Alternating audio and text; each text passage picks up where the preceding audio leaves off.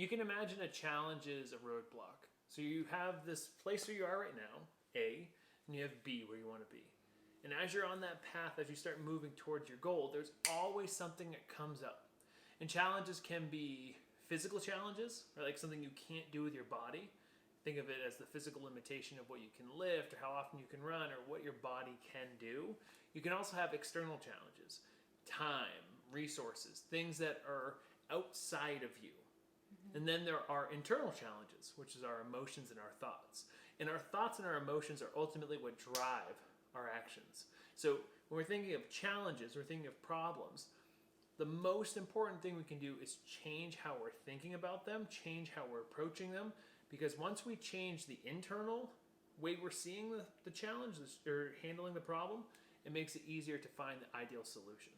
Discouragement is a loss of purpose, a loss of motivation, a lot of times a loss of any sense of enthusiasm or faith that you can do something, right? That's where discouragement comes from. And it's usually built because there's a story that we're telling ourselves about this challenge we're hitting, right? Because I'm hitting this challenge, it means I can't do this.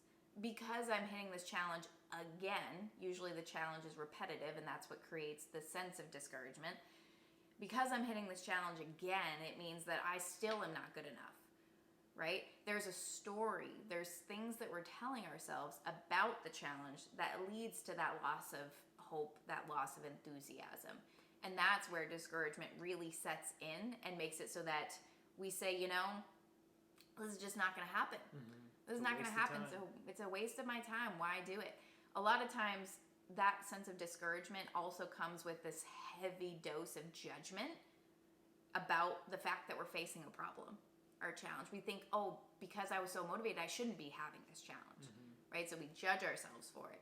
So comparison, judgment, and just, I guess it takes a challenge or a problem that's outside of us, and it makes it very personal, right? It makes it very personal. We are our biggest problem and nobody can help us. The first step is you have to clarify your results. And there's two different results, right? The first result, when you think of a challenge comes up, the first result we want to ask ourselves is, what do I want to have as the end result of this challenge? Right? So what is the result of solving this challenge? The constraint is my time. What is the result that I want in this moment? What is the result I can actually achieve? So that might be, okay, well, I do want to work out, but I can't give an hour. Okay, well, I'm going to go to the gym and do 20 minutes. Or, I really can't go to the gym at all. I'm going to go for a walk after dinner for 30 minutes, or I'm going to go and take my dog for a jog when I have time. Making it so you have a clear result for that specific challenge allows you to solve for that problem. But one thing that's really important to build off that is to know what the ultimate result is. Like, if this challenge is in my way, what is it keeping me from accomplishing? If I lose track of my ultimate result, I will lose my purpose, I will lose my focus, and eventually I will continue down the path of being off track. The next step is to get curious. So once you clarify your result, you get curious.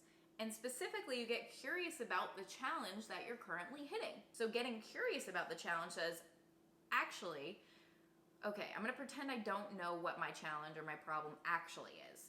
So first, how did I get here?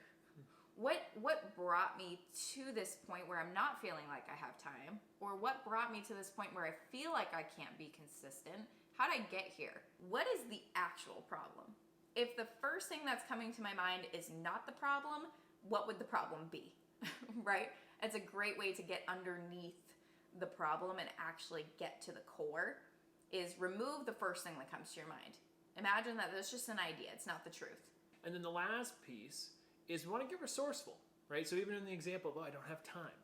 Okay, well, if I don't have an hour to give to this routine, what could I do? What would still make me feel like it was a win today? What could I do to solve this problem in a way that didn't take me more time? If I was trying to solve this problem and get to the result, what could I do? Making sure that you learn. Really look for the lesson.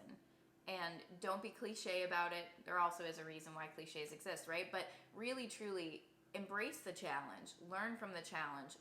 Look for the lessons. Look for the opportunities. Ask yourself, What opportunity am I being presented right now? So we have to handle discouragement a little bit differently than we handle challenges. So the first thing we have to do is we have to give ourselves grace, remove the judgment, and be compassionate. Right? Hey, I didn't know that. I didn't realize that it was going to be harder than it is. Right? Have you ever felt that way? Where you're saying, okay, this is what I want. This is the expectation I'm setting for myself. You start advancing. You start doing a thing. And somewhere down the line, you realize that you aren't as close to the goal as you thought you'd be.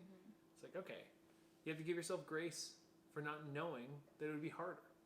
Not knowing that you are different than the other people, right?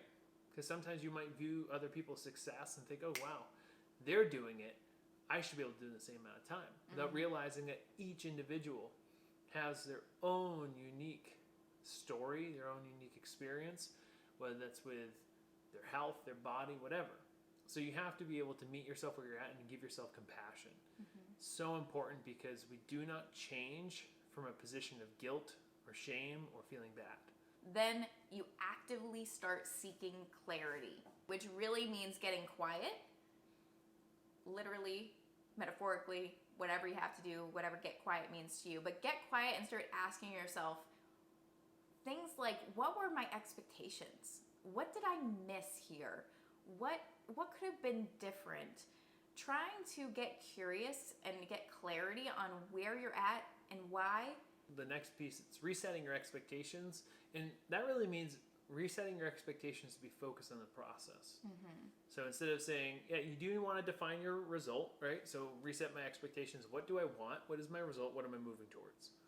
Okay, I need to focus on the process. What are the process? What are the habits that allow me to make progress towards that goal? And you can always ramp up those habits. You can always push for more, but it's so important that we continue to reinforce the behaviors that get us to the outcome. The outcome does not become possible without doing the work.